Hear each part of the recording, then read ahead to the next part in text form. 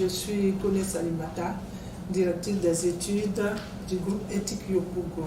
J'ai l'insigne honneur de donner des conseils à nos étudiants, à nos apprenants, candidats au BTS et au BT. D'abord, le premier conseil que l'enfant, l'étudiant qui est candidat doit avoir, l'attitude à adopter, c'est d'éviter au maximum le stress. Voilà, tout candidat, avant un examen, doit éviter au maximum le stress. Parce que quand on est stressé, il est évident qu'on n'arrive pas à se concentrer correctement. Donc l'étudiant doit être relax dans sa tête, oublier même en quelque sorte qu'il a un examen à passer et se concentrer sur les préparatifs de son examen, tout en sachant qu'il a un objectif à atteindre, c'est le résultat positif à son examen. Une fois le stress évacué, l'étudiant doit avoir une méthode de travail. Une méthode de travail, se préparer ses examens de manière méthodologique.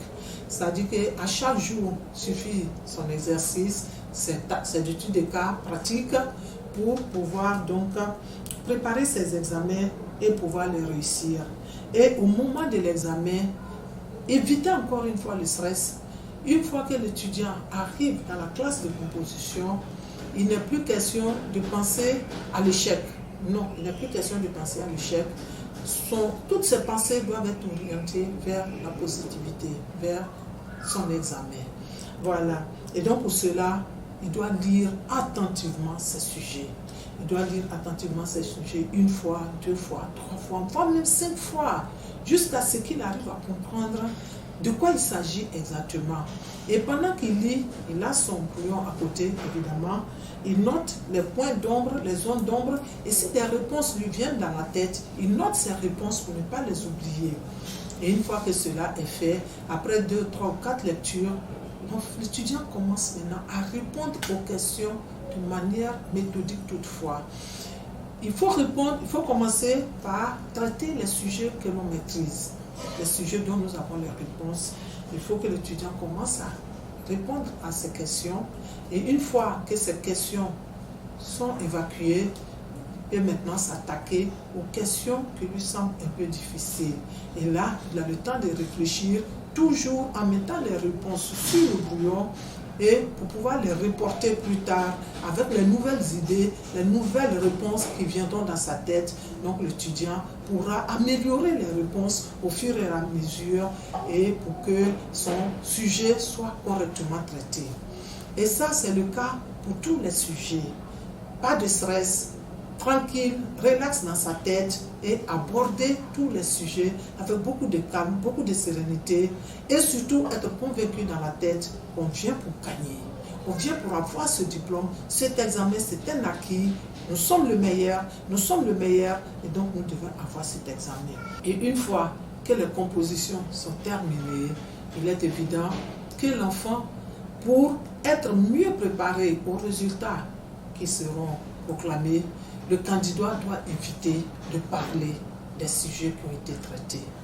Il faut qu'il évite cela parce qu'en échangeant de ces sujets avec les camarades candidats ou autres, moi j'ai fait ceci, non moi j'ai pas fait ceci, moi j'ai pas fait ceci, c'est toujours des sujets de stress. Parce que quand le candidat se rend compte qu'il a donné une réponse différente à la réponse de son ami, évidemment il est stressé. C'est pour cela que la plupart des candidats maigrissent après la composition.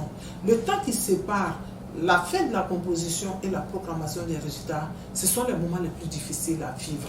Donc pour éviter de vivre ces moments-là dangereusement, il faut éviter de penser aux examens. Il faut éviter de chercher à savoir si l'autre a bien fait, si on n'a pas bien fait, etc.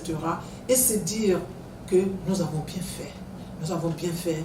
Et cet examen-là, nous ne pouvons que l'avoir parce que nous sommes les meilleurs. Et c'est ça, ces attitudes positives qui nous amènent vers les résultats. Parce que quand nous pensons positif et que nous pensons que nous sommes les meilleurs et que nous pensons que ce résultat, nous ne pouvons que l'avoir, il est évident que les ondes positives, les vibrations positives que nous émettons autour de nous ne peuvent que nous apporter de bonnes choses, de bonnes réponses. Voilà, donc il faut continuer à maintenir le cap avec l'attitude positive pour que le résultat soit le meilleur. Et je suis sûre que pour tous ceux qui se donnent avec sérieux, qui se donnent avec persévérance, qui se donnent à corps et à âme à cet exercice, le résultat sera toujours à la hauteur de leur espérance. Pour finir donc, je dirais à tous nos candidats aux différents examens d'être confiants, parce que la confiance est le premier élément que nous devons avoir quand nous affrontons un examen, d'être confiants, que ces enfants sachent que le groupe éthique est avec eux, nous sommes avec eux, nous allons les accompagner, les soutenir jusqu'à la fin de cette épreuve. Nous serons toujours avec eux.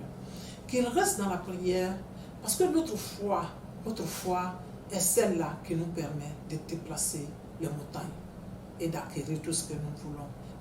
De demeurer dans la bénédiction des parents, de demeurer dans la foi pour que ce résultat-là soit à la hauteur de nos espérances.